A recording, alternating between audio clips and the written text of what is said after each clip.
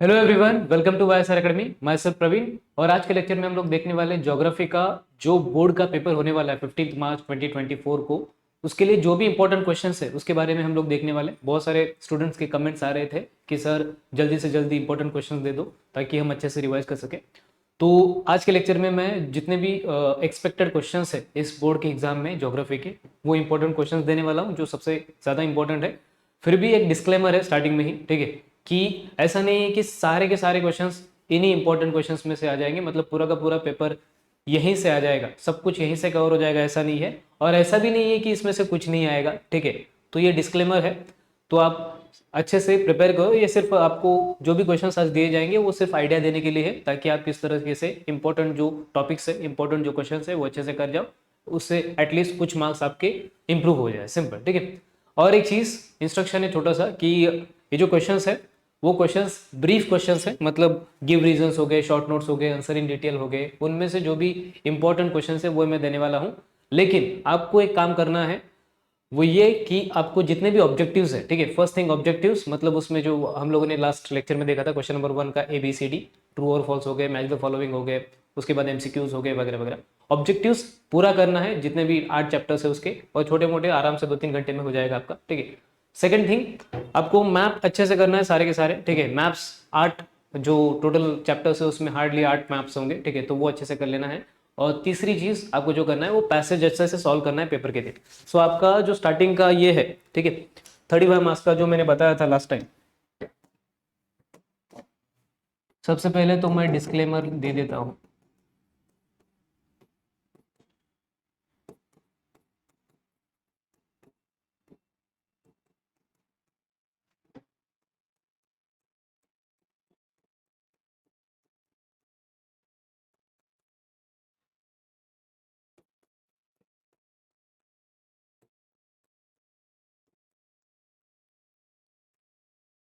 Not all questions will be repeated in boards 2024, but ये important है, majority of the questions will be repeated.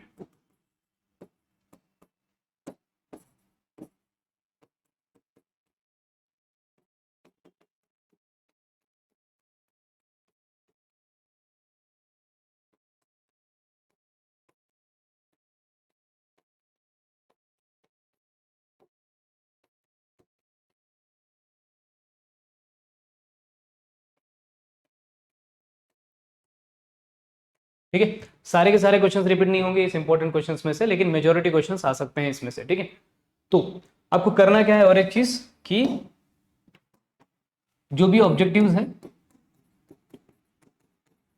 ठीक है, second जो भी मैप्स है, और थर्ड जो भी आपका पैसेज वाला क्वेश्चन होता है वो अच्छे से करना है, ताकि यहां से आपको 35 मार्क्स गारंटेड मिल जाए। और ऊपर के जो भी मार्क्स इंप्रूव करने के लिए आप कोशिश कर रहे हैं वो आज के इंपॉर्टेंट क्वेश्चंस में से मेजोरिटी आपका हो जाएगा। सिंपल, ठीक है। तो स्टार्ट करते हैं आज का लेक्चर। सबसे पहला चैप्टर वाइज दे रहा हूं मैं, ठीक है, जो भी इंपॉर्टेंट क्वेश्चंस है। सबसे पहला जो चैप्टर है उसके हिसाब से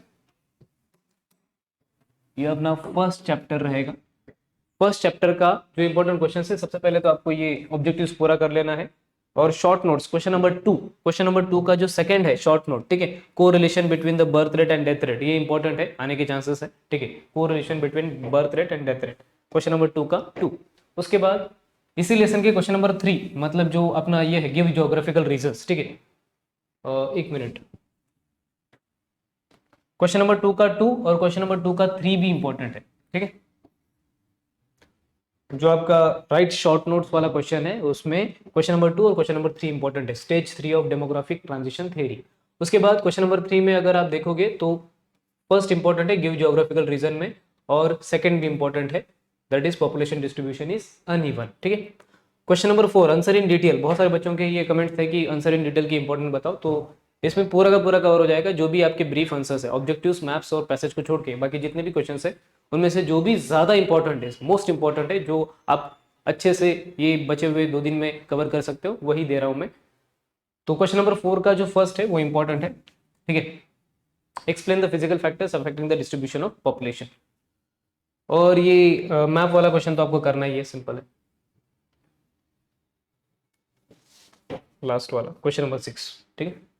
देन ये है सेकंड लेसन, सेकेंड लेसन का सबसे पहले तो ऑब्जेक्टिव आपको कर लेना ही है, ठीक है। अगर ब्रीफ क्वेश्चंस की बात करें तो क्वेश्चन नंबर 2 जो है दैट इज शॉर्ट नोट्स, ठीक है। क्वेश्चन नंबर 2 शॉर्ट नोट्स जो है उसमें जो सबसे इंपॉर्टेंट है वो ऑक्यूपेशनल स्ट्रक्चर ऑफ पॉपुलेशन, ये वाला इंपॉर्टेंट है क्योंकि इसके ऊपर पहले भी क्वेश्चन आया है, और लिटरेसी रेट भी इंपॉर्टेंट है, ठीक है। उसके बाद गिव रीजंस, क्वेश्चन नंबर 3 में गिव रीजंस में कौन सा इंपॉर्टेंट है, तो फोर्थ वाला इंपॉर्टेंट है, migration is not always permanent. उसके बाद क्वेश्चन नंबर 4 डिफरेंस बिटवीन में फर्स्ट वाला और सेकंड वाला दोनों इंपॉर्टेंट है, डोनर रीजन रेसिपिएंट रीजन, इसके ऊपर पहले क्वेश्चन आ चुका है। Expansive pyramid and constructive pyramid, ये भी इंपॉर्टेंट है, okay.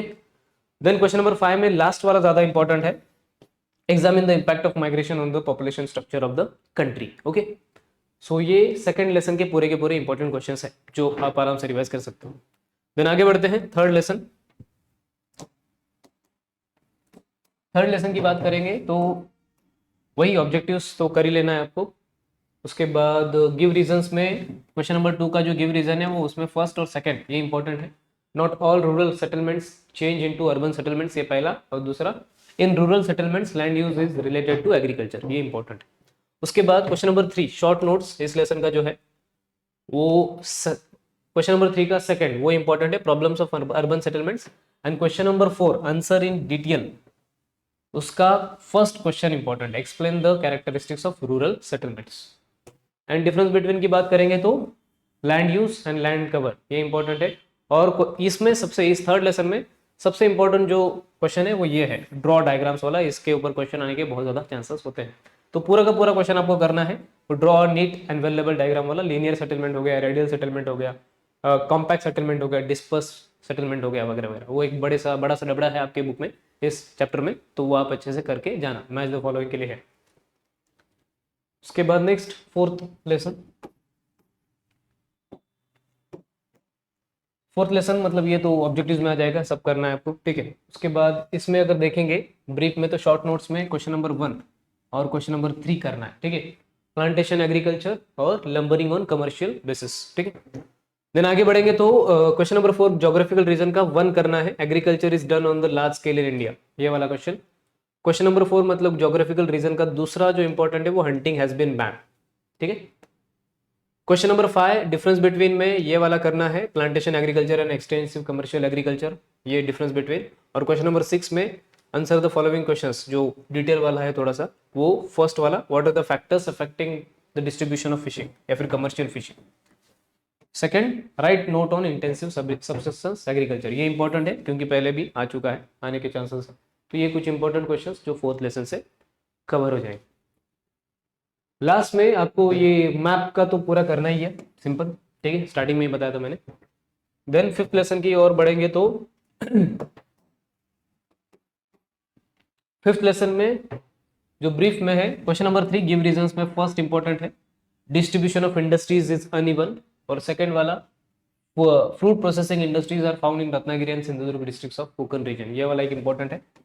Question number 4 short notes, उसमें क्या करना है तो question number 1 Footloose industries important है। क्वेश्चन नंबर 5 डिफरेंस बिटवीन जो रहेगा, डिफरेंस बिटवीन में वेट लूजिंग इंडस्ट्री और वेट गेनिंग इंडस्ट्री, इनका डिफरेंस बिटवीन और प्राइमरी और सेकेंडरी एक्टिविटीज, ये एक इंपॉर्टेंट है, ठीक है। फर्स्ट वाले से ज्यादा इंपॉर्टेंट सेकंड वाला है, primary and secondary activities.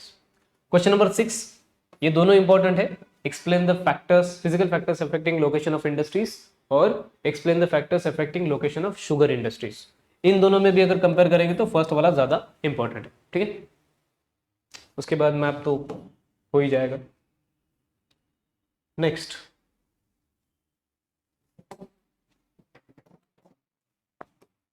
Sixth lesson, ठीक है।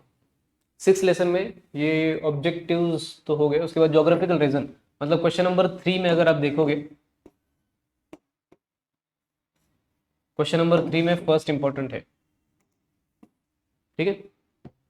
और क्वेश्चन नंबर 4 में सेकंड इंपॉर्टेंट है, role of transportation in trade. Question number 5 में डिफरेंस बिटवीन में सेकंड और third, quaternary and quinary activities के बीच में डिफरेंस बिटवीन, और वाटरवेज एंड एयरवेज के बीच में difference between. Answer in detail में अगर देखेंगे तो फर्स्ट वाला और थर्ड वाला इंपॉर्टेंट है, explain the factors affecting trade between two countries, and second वाला why is the transportation system important in the development of any nation.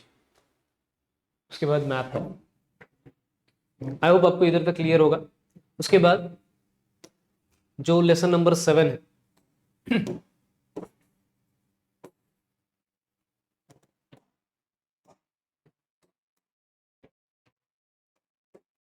Number 7 का क्वेश्चन नंबर 2 का फर्स्ट और सेकंड दोनों इंपॉर्टेंट है, डिफरेंस बिटवीन, ठीक है, first और second दोनों इंपॉर्टेंट है। फंक्शनल रीजन और फॉर्मल रीजन के बीच में डिफरेंस बिटवीन, और दूसरा फिजिकल एंड पॉलिटिकल रीजन के बीच में difference between. Next question number 3 जो है उसमें दोनों इंपॉर्टेंट है, राइट शॉर्ट नोट्स का, factors affecting the regional development और measures to reduce the regional imbalance. उसके बाद क्वेश्चन नंबर 5 में अगर देखेंगे तो फर्स्ट वाला इंपॉर्टेंट है और फर्स्ट वाला ही इंपॉर्टेंट है, एक ही इंपॉर्टेंट है, ज्यादा कुछ है नहीं इसमें, ठीक है। देन 8 लेसन,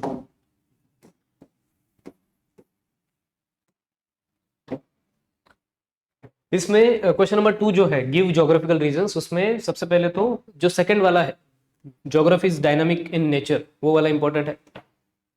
उसके बाद राइट शॉर्ट नोट्स वाला जो क्वेश्चन है उसमें सेकंड शॉर्ट नोट इंपॉर्टेंट है, ब्रांचेस ऑफ ज्योग्राफी।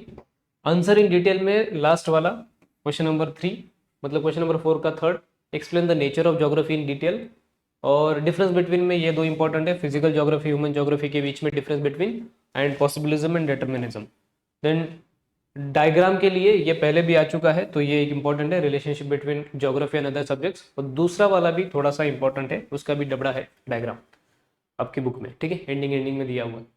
सो इस तरीके से 8 चैप्टर्स के जो भी इंपॉर्टेंट क्वेश्चंस हो सकते हैं इस एग्जाम में आ सकते हैं, उसके बारे में मैंने बताया। उसके बाद हम लोग देखते हैं कि कुछ बहुत सारे मतलब कमेंट्स आए थे स्टूडेंट्स के कि क्वेश्चंस कहाँ से करने हैं वगैरह वगैरह, उसके बाद क्या क्या प्रिपेयर करना है वगैरह वगैरह, थोड़े बहुत जो फ्रीक्वेंटली आस्क्ड क्वेश्चंस होते हैं, ऑलमोस्ट सबके थोड़े बहुत सेम ही थे, तो उनको एक साथ ही आंसर कर देता हूँ मैं। ओके, सो जो एफएक्यूज है वो भी देख लेते हैं। सबसे पहला जो क्वेश्चन था जो कॉमनली पूछा गया है कमेंट्स में, वो क्वेश्चंस एक्सरसाइज से करने हैं या बाहर से भी आते हैं, ठीक है।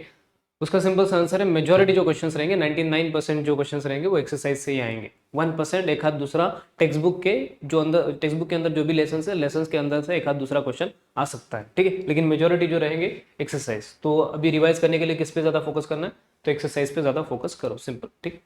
उसके बाद दूसरा क्वेश्चन जो है दैट इज लॉन्ग आंसर्स के इंपॉर्टेंट क्वेश्चंस दीजिए। उसका आंसर दे दिया है पहले ही, जो भी मैंने ये लेसन्स के इंपॉर्टेंट क्वेश्चन दिए इसमें लॉन्ग आंसर्स भी कवर किए हैं, ठीक है। उसके बाद एमसीक्यूज कहाँ से करने हैं, तो एक्सरसाइज से करो, सिंपल। अगर आपके एक्सरसाइज से सारे एमसीक्यूज हो जाते हैं तो उसके बाद अगर हो जाते हैं मतलब पूरा रिवाइज करके हो गया अच्छे से, आपने बाहर कर लिया है, तो उसके बाद आप क्या कर सकते हो, 21 सेट में से जो इसका रहता है नवनीत का, अगर आपके पास अवेलेबल है तो इसमें से एमसीक्यूज एक्स्ट्रा कर सकते हो, ठीक है, लेकिन प्रायोरिटी एक्सरसाइज को देना है, सिंपल।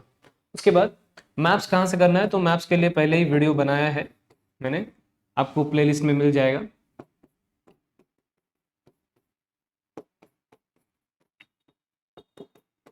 ठीक है। ज्योग्राफी की जो फर्स्ट प्लेलिस्ट है उसमें आपको मैप का वीडियो मिल जाएगा, ठीक है। उसके बाद रिवाइज कैसे करना है मैप को, तो जितने भी आपके लेसन है 8 लेसन में जितने भी मैप्स दिए हैं उनको पहले भी बोला है मैंने कि जस्ट हाईलाइट करो एक बार, जो भी इंपॉर्टेंट लोकेशन है जिनके ऊपर भी क्वेश्चंस पूछे गए हैं, और उसके बाद हाईलाइट करने के बाद ब्लैंक पेपर लो, ब्लैंक शीट लो, और उसके ऊपर थोड़ा बहुत प्रैक्टिस करो, आपका काम हो जाएगा, ठीक है, सिंपल।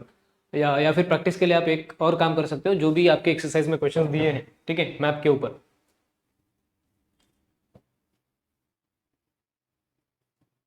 हाँ, जैसे ये वाला क्वेश्चन है, on the outline map of the world show the following with the help of suitable index, ठीक है।